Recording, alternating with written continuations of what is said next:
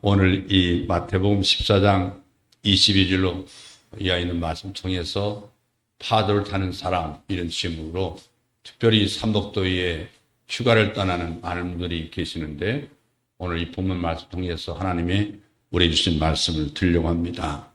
22절에서 33절에 보면 즉시 재촉하사, 이 재촉한다는 말은 억지로 시킨다는 뜻이 있습니다. 억지로 시키다.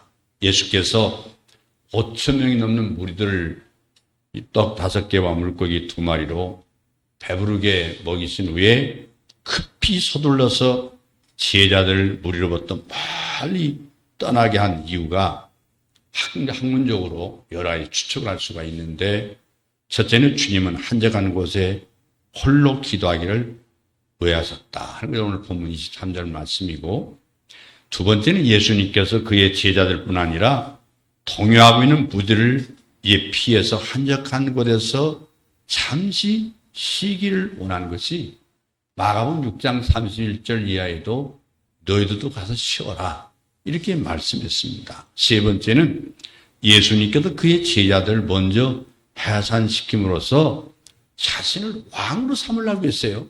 왕으로 삼으려고 하는 백성들의 의도와 분위기를 잠재우려고 요한복음 6장 15절에 보면 재촉했다는 말씀으로 이해할 수 있고, 또는 그 다음 중요한 것은요, 그의 제자들이 주님을 도와서 이 무리들의 잘못된 기대를 올바로 이제 잡아줌으로써 주님을 돕기보다는 오히려 자신의 정적인 그 욕망을 성취하려고 하는 그들이 빠져 있었기 때문에 그들이 남아있는 일이 예수님께서는 전혀 도움이 되지 않은 것이기 때문이라고 마가복음 8장 27절 말씀 이하를 통해서 우리가 추측해 볼 수가 있습니다. 이 오늘 본문은 예수님께서 제자들이 배를 타고 갈릴리 바다를 건너다가다가 풍랑을 만나서 심히 고생했다는 이 사건하고, 베드로가 파도 위로 걸어오시는 예수님을 보고 파도 위를 걷다가 파도 속에 빠져 죽을 뻔했다는 얘기하고, 그리고 예수님께서 갈릴리 바다의 풍랑을 잔잔케 하셨다는 이야기가 구성이 되어 있습니다. 이 본문을 중심으로 예수는 그리스도다, 예수님이 그리스도임을 증거할 때에 주님의 음성 듣는 성도 여러분 되시기를 주의 이름으로 축원합니다. 24절 말씀 보면 파도 때문에 고난당한 사람들을 볼 수가 있습니다. 배가 이미 육지에서 술이나 떠나서 바람이 거슬림으로 물결을 인하여 고난을 당했더라. 그리고 25절 보면 밤 사경이라고 말씀하고 있어요. 갈릴리 바다는요, 때로 휘몰아치는 돌풍에서 파도가 일어났습니다. 요즘처럼 일기예보가 있던 시절이 아닌지라 언제 돌풍이 몰아닥칠지 예견할 수가 없습니다. 그러나 제자들이 파도 때문에 고난을 당하게 된 데는 다른 문제가 있습니다. 그 원인이 뭐냐? 첫째는 예수님께서 그 배에 계시지 않았어요. 23절을 여러분 한번 읽겠습니다. 23절 다 같이 있습니다. 무리를 보내신 후에 기도하러 올라가시니라. 저물매 거기 혼자 계시더니, 예수님이 그 배에 계시지 않았어요. 마가복음 특별히 이 4장 35절 말씀 보면요, 예수님께서 그 어떤 날 제자들과 함께 배를 타고 갈릴리 바다를 건너가다가 풍랑을 만났던 일이 있어요. 풍랑이 일어나자 제자들이 훤히 추우시는 예수님을 깨물어 그날의 의기를 모면했습니다. 그러나 오늘 본문의 경우에는 예수님이 그 배 안에 계시지 않았어요. 두 번째 원인은 이미 배가 육지로부터 멀리 떨어져 있습니다. 이미 육지에서 술이나 떠나서라는 이 말씀은 풍랑을 만났다고 해서 쉽게 돌아갈 수 없는 거리로 지금 떨어져 있다는 얘기고요. 세 번째는 깊은 밤이었어요. 밤 사경에, 이 말은요, 새벽 3시부터 6시 사이인데 서너 시경이라고 볼 수 있어요. 그리스나 로마에서는요, 밤을 사경으로 나눴습니다. 여기 마태는 로마식을 따른 것 같습니다. 따라서 1경은 오후 6시부터 9시까지를 1경이라고 하고 2경은 9시부터 12시까지라고 말하고 3경은 12시부터 새벽 3시까지 그리고 오늘 본문에 묘사된 4경은 새벽 3시부터 6시경을 말합니다. 이게 밝은 대낮이라면 응급조처를 할 수 있었지는 모르지만은 깊은 밤, 어두운 밤이기 때문에 제자들의 공포는 더욱 심했습니다. 우리는 여기서 제자들이 겪었던 그날 밤의 고난을 오늘 나의 이야기로 바꿔서 생각해 볼 필요가 있어요. 우리 겪고 있는 이런저런 이 종류의 이 고난들은 원인이 어디 있는가 한번 생각해 볼 필요가 있어요. 혹시 예수를 떠나서는 안 될 사람이 예수님을 떠났기 때문이 아닌가? 또 이미 돌이킬 수 없을 만큼 깊은 바다에 지금 발을 들여놓고 있는 건 아닌가? 그래서 이제 내 힘으로 도저히 어떤 조치나 행동을 취할 수 없는 그 막다른 골목에 처해 있지 않은가 생각을 해봐요. 근데 그날 밤 그 배에 탔던 제자들이요, 모두 똑같이 파도에 휩쓸려 고난을 당하고 있었습니다. 그 모든 인생은 고난의 파도에 휩쓸려 고생할 수 있다는 얘기가 되는 거예요. 이 고난과 죽음 앞에 어느 누구도 이해할 수가 없습니다. 누구든 인생이라는 배를 타고 세상이라는 바다에 들었으면 그 어두운 밤과 풍랑이 시련과 고통과 실패라는 이름으로 찾아오게 되는 것이죠. 이런 병으로 신음하며 오랫동안 고생해 오신 분이 있습니까? 포기 직전에 계신 분들이 계십니까? 여러분, 죽은 자를 살리시고 안전베개를 일으켜 세우시고 눈문 자의 눈을 뜨게 하셨던 그 예수님을 믿고 이 시간 여러분의 질병을 주님 앞에 맡기시기를 바랍니다. 작은 일에 절망하고 낙심한 분이 있습니까? 빈항아리에 포도주가 넘치게 하셨던 주님을 믿으시기를 바랍니다. 모든 사람들이 불황이라고 고민하는 가운데 믿음으로 일어나는 사람도 있습니다. 이 시간 우리들도 벌떡 일어나기를 주의 이름으로 축원합니다. 작은 상처에도 복수의 칼을 간 자가 있습니까? 70번씩 7번이라도 용서하라는 주님의 명령에 귀를 기울이시기 바랍니다. 옹졸했던 가슴을 활짝 열어 제끼고 이제는 그들 용서하고 품고 달려갈 수 있기를 바랍니다. 인생의 풍랑에 시달린 분이 있습니까? 고난에 짓눌려 살아가는 분이 계십니까? 환경에 파묻혀 두려움에 떨고 계신 분이 있습니까? 이 시간 주님 앞에 가까이 다가올 수 있기를 바랍니다. 오늘 두 번째는 이 파도에 침몰해가는 사람이 있었습니다. 그가 누구냐면 베드로입니다. 29절 보면은 베드로가 배에서 내려 물 위로 걸어서 예수께로 가되, 또 30절 보면은 바람을 보고 무서워 빠져가는지라 그랬습니다. 여기도 두 가지 가능성을 발견할 수 있어요. 하나는 파도 위를 걸을 수 있고 하나는 물속에 빠질 수도 있어요. 예수님을 바라보던 베드로는 파도 위를 걸을 수 있었습니다. 그런데 바람과 파도를 바라본 똑같은 베드로지만 물속에 빠져버렸어요.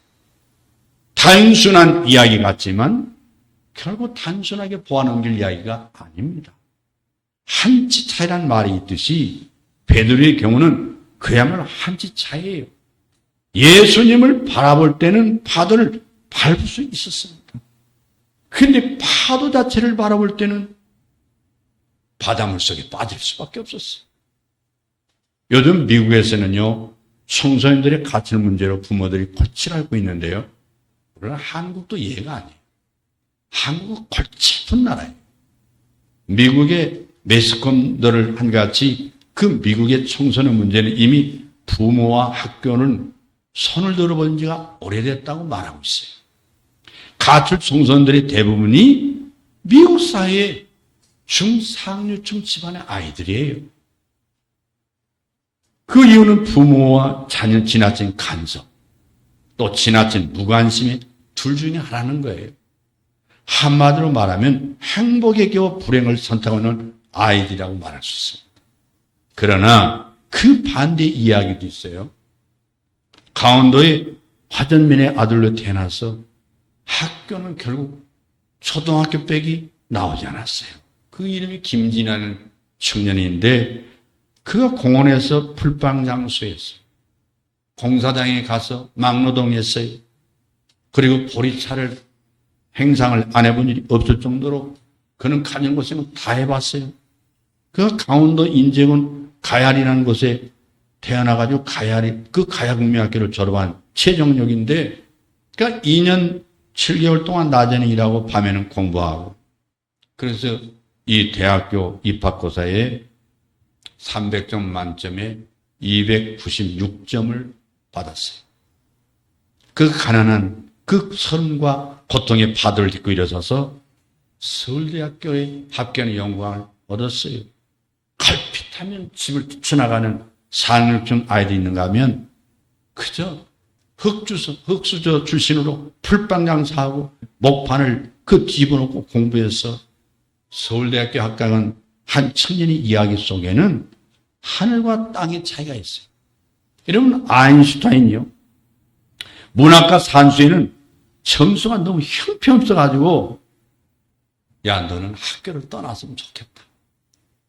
차라리 학교를 안 나왔으면 좋겠다고 생각했대요. 그런 아인슈타인이 세계적인 위대한 과학자가 됐습니다. 세계적인 오페라 작곡가인 바그너가요, 16살 되던 후에 무작정 학교를 그만뒀다가 다시 복학을 했어요. 넉 달 동안 학교 다니다 그만 퇴학당했어요. 졸업장도 받지 못했어요. 그런 바그너가 세계가 아는 위대한 작곡가, 음악가가 됐습니다. 가곡의 왕이라 불리는 이 슈베르트도요, 그는 처음에는 음악 공부를 따라가지 못하고 아버지가 야, 작곡 그만해라, 작곡 금지령을 내렸대요. 그런 위대한 작곡가가 되었습니다. 또 정치가이자 노벨문화상을 받은 처칠은요, 라틴어와 체육을 유난히 싫어가지고 계속 낙제 점수를 받고 낙제했어요. 그러나 세계적 정치저자가 되었고, 시인 릴케는 소년 시절 하루도 빠짐없이 그가 절망을 겪었다고 고백했는데, 또 문학가 헤르만 헤세는 학교 가기 싫어가지고 신경쇠약제를 시달리다가 결국에는 학교가 얼마나 가기 싫으면 신경쇠약증까지 걸렸겠어요? 도중하차했어요. 그러나 세계적인 문학가가 됐습니다. 우리가 의대하다고 칭송하는 각 분야 사람들은 좌절 가운데 새롭게 시작해서 의대한 인물이 됐어요. 삼성그룹 고 이건희 회장이 한 말이 기억납니다. 그가 사원들에게 그 훈시에서 이런 말을 했어요. 많이 실패해라. 많이 실패하고 실패를 두려워하지 말라고 했어요. 그 실패를 통해서 왜 실패한 자를 발견하고 창의적인 사람으로 성장해 가라는 거예요. 이 세상에는 두 종류의 사람이 있어요. 파도에 침몰되는 사람이 있고 파도를 딛고 일어서는 사람이 있어요. 차력같이 어둡던 그날 밤 갈릴리 바다에서 베드로는 파도를 밟고 있는 예수님을 봤습니다. 그래서 그는 주여, 만일 주시거든 나를 명하사 무리로 오라 하소서. 사람들이 소리쳤죠. 예수님은 오라고 말씀했어요. 오라. 예수님이 찾아오셔서 나니 안심하라. 여기 안심하라는 헬라어가요, 그 달세이테, 이 말은요, 담대하라, 용기를 가져라, 두려움 말라, 매 포베스테. 헬라어가 그렇습니다. 근데 이 말은요, 두려움에서 헤어나와라, 이 두 낱말은 결국 안심하는 의미의 중복적인 권면이거든요. 근데 여기서 안심하라, 두려워 말라는 예수의 권고 말씀은 나다. 에고 에이미. 굉장히 중요한 말이죠. 에고 에이미. 신학교 다니면서 요한복음에 나타난 에고 에이미를 모르면 공부하는 거죠.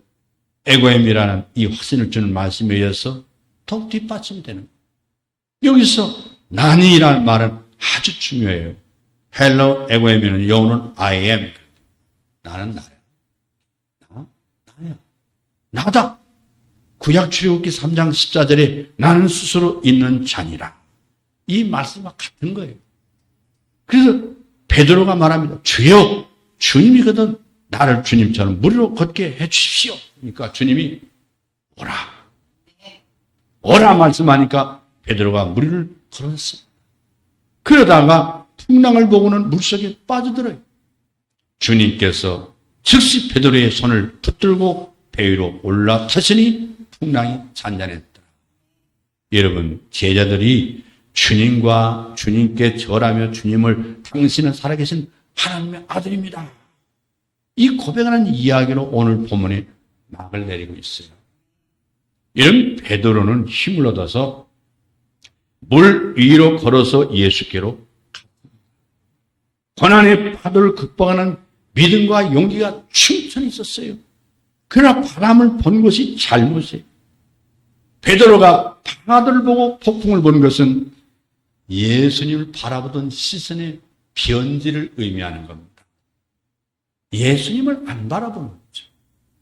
오늘 현대 기독교인 중에도 상당수가 절에 가서 기와장에 돈 10,000원 내고 자기 이름을 갖다가 기복적인 글을 써서 바친다는 얘기도 어제 들었어요. 어제 금산사 가서 들었어요. 연말 되면 미아리 점집 찾아가는 기독교인들이 15%예요. 15%. 구원의 확신이 없는 사람들이 교회 다니는 사람 많아요. 우리가 여기서 한 가지 조심해야 할 것은요. 믿음이란 마치 한 가닥의 촛불이 서서히 꺼져가는 것처럼 자기도 모르는 사이에 그 꺼져가는 경우도 있지만 그런 베드로처럼 갑자기 물속에 빠진 것처럼 절망의 골짜기로 떨어지는 경우가 있다는 거예요. 여러분, 파도를 타는 사람들은 파도 자체를 보지 않습니다. 제가 하와이 갔을 때 하와이 연안에 그 태평양 연안에서 그들을 봤는데 이 파도 타는 사람은 서핑을 즐기는 사람, 서핑한다고 그러잖아요. 이 서핑을 즐기는 사람을 봤는데 그들은 바다에 파도가 일어나려면 재미가 없는 거예요. 산더미처럼 굽이치는 파도를, 이 파도를 보지 않습니다.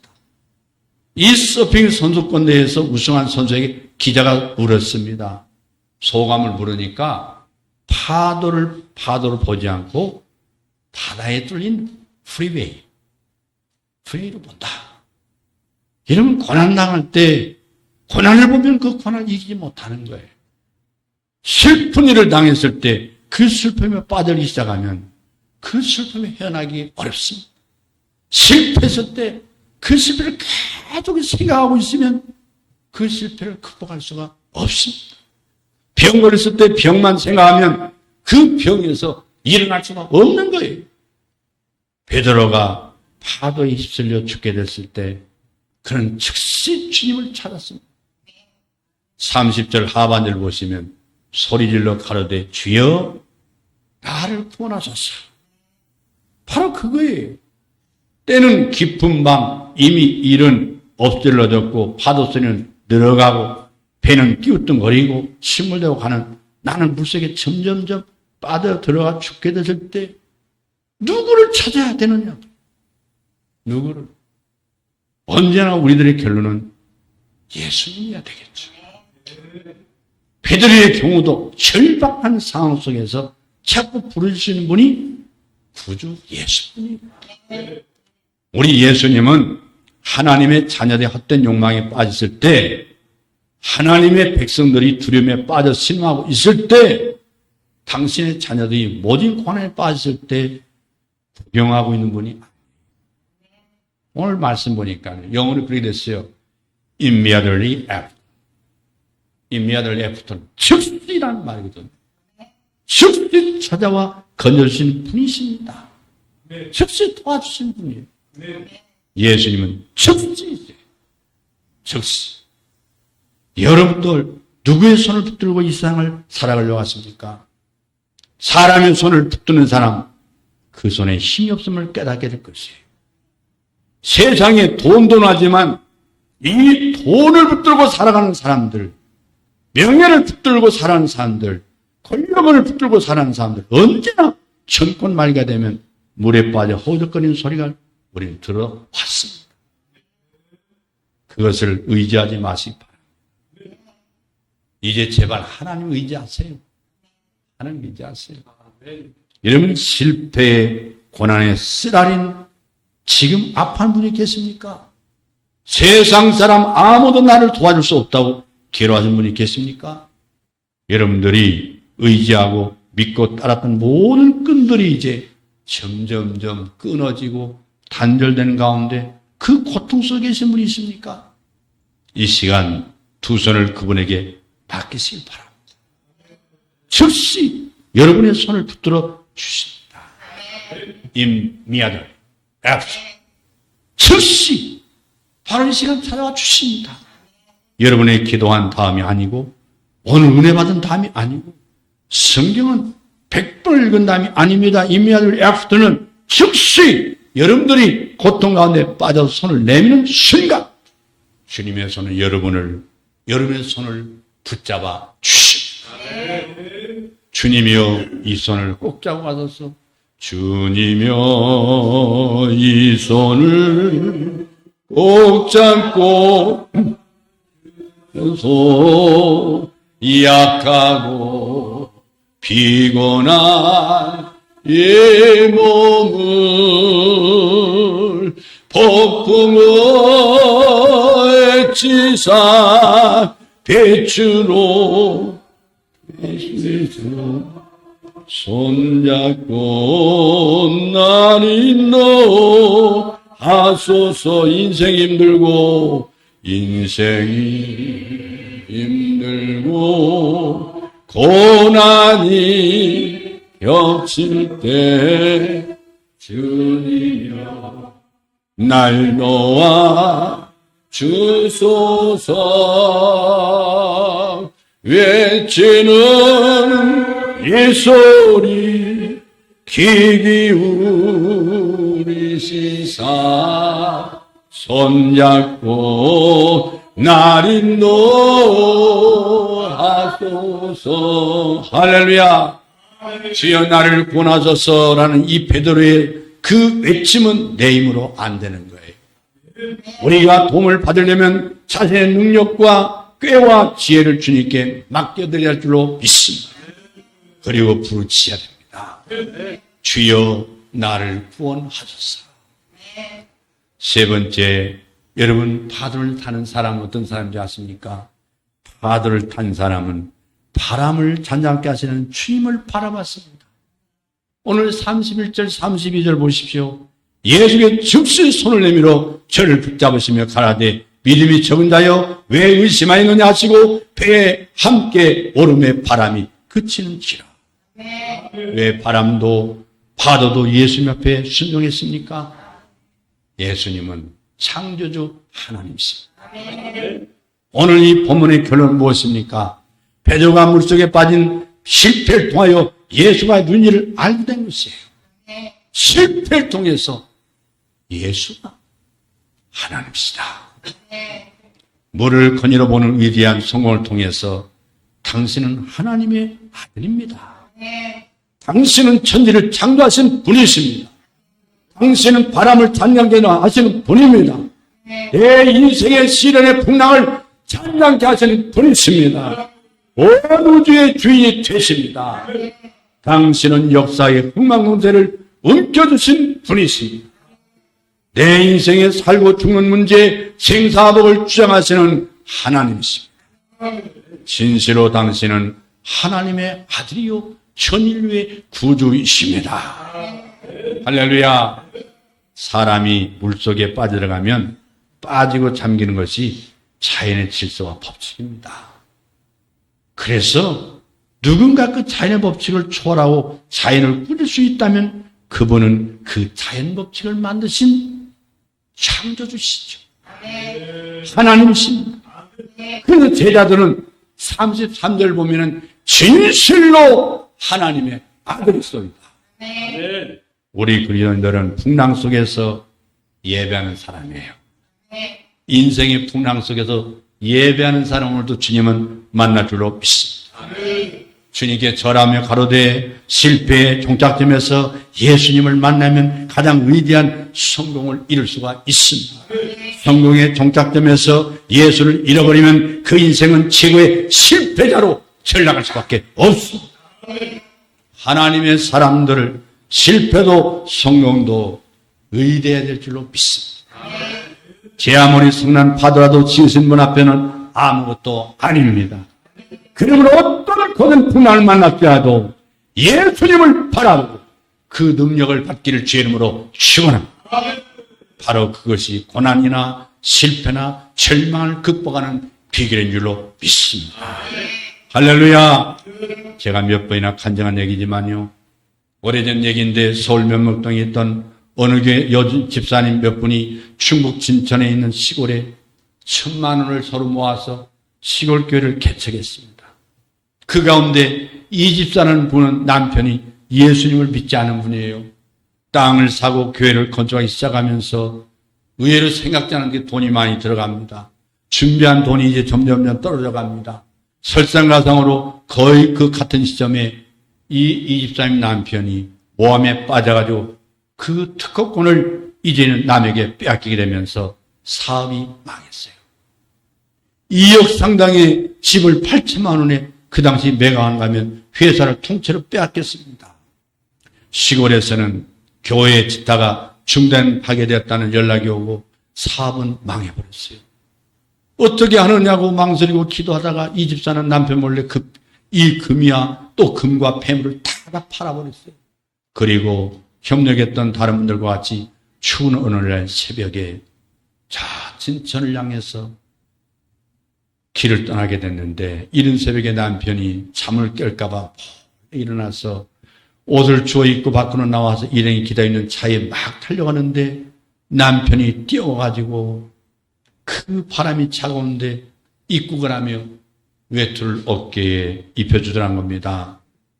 차를 타고 내려가면서 2시간 내내 울었다고 한 거예요. 일주일 후에 놀란 하나님의 기적이 났어요. 재판 과정에서 상대편의 거짓과 모략이 다 드러나면서 특허권도 찾고 손해배상도 다시 받게 되고 기적이 났어요. 그분들은 지금도 하나님께서 이런 것을 다시 찾아주심을 의심치 않고 믿고 감사하고 있습니다. 할렐루야. 홍해 앞에서 넘어지는 홍해의 물결을 바라본 군중들이 울고불고 소리 지르고 원망했어요. 그러나 하나님을 바라본 모세는 구원은 여호와 하나님께 있다고 외쳤어요. 고난이나 절망이나 실패나 슬픔이나 문제를 바라보면 그것들에게 휩쓸리거나 빠지게 됩니다. 그러나 그 파도를 밟기도 하시고 타기도 하시고 다스리게 하시는 예수님을 바라보면 인생의 온갖 파도들을 정복할 수 있어요. 할렐루야. 여러분, 아랍나라 군대가 저 북왕국 이스라엘 수도 사마리아를 침공했을 때 먼저 도단이라는 작은 성읍을 포위했어요. 그 사실을 맨 먼저 알아온 사람이 누구냐면 엘리사 선지자를 수종들은 게하시였어요. 허겁지겁 뛰어들어와 숨이 넘어가는 소리로 엘리사 선지자에게 이 사실을 고백했습니다. 보고했는데 그러나 엘리사는 태어차겠습니다. 왜 그랬을까요? 왜 똑같은 사건을 눈앞에 두고 한 사람은 법을 떨고 한 사람은 태어날 수가 있었습니까? 한 사람은 아랍나라 군대를 받고 한 사람은 그 아랍나라 군대를 포위하는 하나님의 불발과 불평거를 보았기 때문에 그렇습니다. 단지 말하면 게하시는 사랑을 받고 엘리사는 하나님을 바라봤습니다. 성도 여러분, 사람 보고 사건만을 보고 문제만을 보고 세상을 보면 그 어느 곳에도 한 줄기 희망의 빛이 보이지를 않습니다. 그러나 갈리바다의 풍랑을 잔잔케 하시며 그 파도를 밟고 제자들 향하여 걸으신 예수님을 바라보면 소망이 있고 문제가 풀리고 생명을 찾을 수 있는 줄로 믿습니다. 살 길이 열 줄로 믿습니다. 고통이나 정령이나 실패나 이 자체만을 바라보지 말고 예수님을 바라보기를 주의 이름으로 축원합니다. 지금 이 시간 나를 향해서 내미시는 주님의 손을 붙잡으시기를 주의 이름으로 축원합니다. 지금 주님께서 내 손을 붙잡고 있습니다. 우리 아까 부른 찬양 다시 불러볼까요? 주님이여 내 손을 꼭 잡고 가소서. 약하고 피곤한 네 몸을 폭풍호감 속 폭풍호감 속 액사 빛으로 손잡고 날 인도하소서. 인생이 힘들고 고난이 겹칠 때 주님여 날 도와 주소서. 외투니 기울이 이 시사 손잡고 날 인도하소서. 다시 한번 주님여 내 손을 꼭 잡고 가소서. 약하고 피곤한 이 몸을 주여 폭풍은 허감 속 핵지사 빛으로 손잡고 날 인도하소서. 인생이 힘들고 고난이 겹칠 때 주님여 날 도와 주소서. 외치는 이 소리 기울이 시사 손잡고 날 인도하소서. 우리 다 두 손 들고 주여 부르고 기도하겠습니다.